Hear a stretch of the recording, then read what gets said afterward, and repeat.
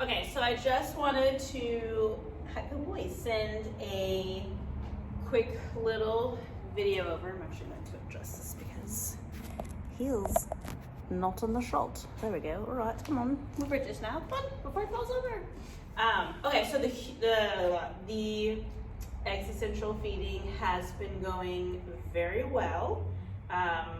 The first day he ate a good portion of his food. I've been mixing in wet food, so I think that helps him out a little bit. Yesterday, he probably the equivalence of all of it. I don't think he ate all of the kibble, but I'm adding so much wet food in it that it's definitely making up for lost kibble. And today, he's probably eaten more than his daily allowance. I have the last of his kibble here and then the last of the can. I have gloves on just because I have a couple of dogs that are doing the wet food thing, and my hands just smell like dog food all day, so that's why this is here. We've already, like I said, he's already eaten a good amount today, so for this video, he might not actually take food from me. That's just a full disclosure in case I'm offering it to him. He's like, anyone in this, because he's already had so much food today. So because it's worked out really well, I'd like for it to continue for the rest of his training at least, and obviously he needs to eat over the weekend. So I kind of just wanted to go over what I've been doing so that you can do kind of the same thing. And you can do it on a much less, I don't know the words I want to use. Like, it doesn't have to be as extreme as I do it. I'm obviously trying to train him things. It could be essentially for free for you guys. So instead of just putting a bowl down and hoping that he eats it, I'd like for you to be a little bit more interactive. This weekend, it'll be super simple. It's just you offering him his food. And as we progress, probably next week, I will give you a little bit more advanced homework. But I want to keep doing it this way because the first part of his week, when he wasn't really interested in food, it was just a lot of introducing him to leash pressure and getting him kind of paying a little attention to me through direction changes and pressure change, or applying pressure and showing him how to turn it off, which is all things that I use regardless, but I want to have that motivation aspect. So I want him to be rewarded for the things that I like so that he wants to continue to do them. I don't want it to just be because I'm relieving a pressure source for him to continue to do it. So thank you, bud. He's like, please feed me, lady. All I really need you to do at home is when you go to feed him, you can break up the meal as much as you want. He's really trying to get my attention. So it could be, it could be a couple of reps. So breaking up the meal into a couple of handfuls here and there. It could be something where you're giving him like big chunky handfuls, or it could be something where just throughout the day you're offering him random parts of his food, which is how I'm doing it.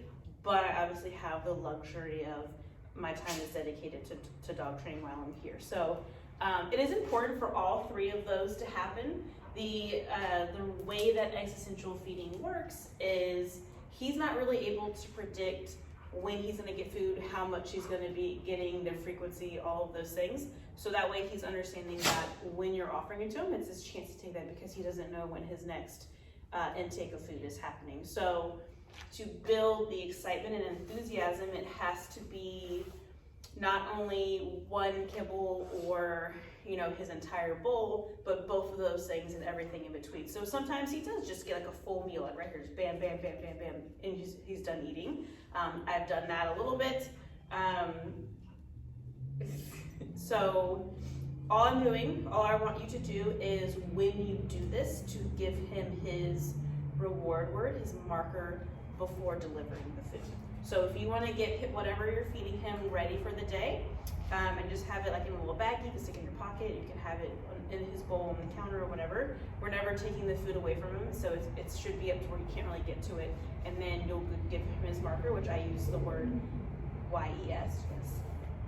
You say that word, and then you present the food for him. So it's going to be yes, pause, food. So yes, and I don't know if he's going to take it. Food. Yum. Good boy. And again, it's going to be completely for free. He doesn't have to do anything to get that. It's just he has to be there with you. So For me, I'm obviously trying to shape new behaviors. I'm teaching him new things. So the criteria is a little bit higher, but he's definitely more motivated and more caring about what I have to offer because he understands that if he wants to eat, that he has to take the food when I offer it to him. I try to keep the session short and sweet so that he's not overly full each session, and so that he's not kind of getting bored of what we're doing. So I bring him over, I just give him a couple handfuls here and there, broken up however, and then I put him away. If he refuses food, then I immediately put him up. I don't put him back out in the play yard. I want him to understand that it's time to eat when I'm offering food, and there's no other form of reward, which for him is going out to play with his buddies. So I want some food, lady. Sit. Yes. So again, that is your homework. It's just that marker word and presenting the food. And in your email, you said something about the treats. Totally fine. It's just that it has to come from you, and it's not for free sitting on the floor. I don't want him to take my offerings for granted because he knows that there's that meal opportunity later. If I say, here's some food, and he's like, well, I don't need to do anything for this because I'm gonna have dinner later, then he can choose to refuse that. Hey bud, I'm gonna film in the camera, I'm blind, I can't see. He can choose to refuse that because he doesn't actually need that from me. But now he needs to take food from me in order to not be hungry or anything like that. And I'm never withholding food. I'm offering it to him all the time, and if he just decides that he doesn't want to eat, then that's his choice. Yes. I will say something that I like to do is, at the very least, for you guys, we want to reward, we'll mark that yes when he gives you eye contact. So if he looks up at you, we can kind of kill two birds with one stone, because that's something that I do like to do, yes, is reward that eye contact.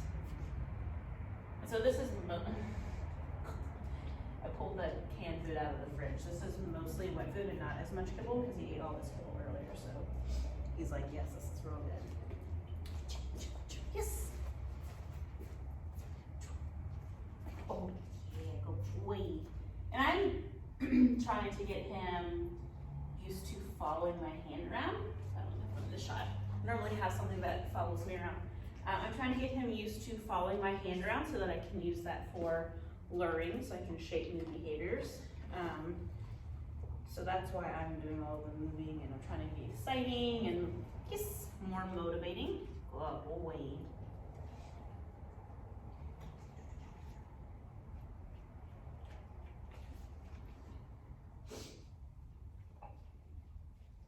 Do you know Adele? I haven't tried this with you yet. Come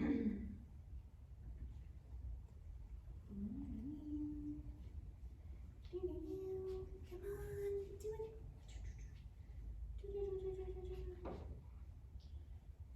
Oh, you're so close. Yes, good boy.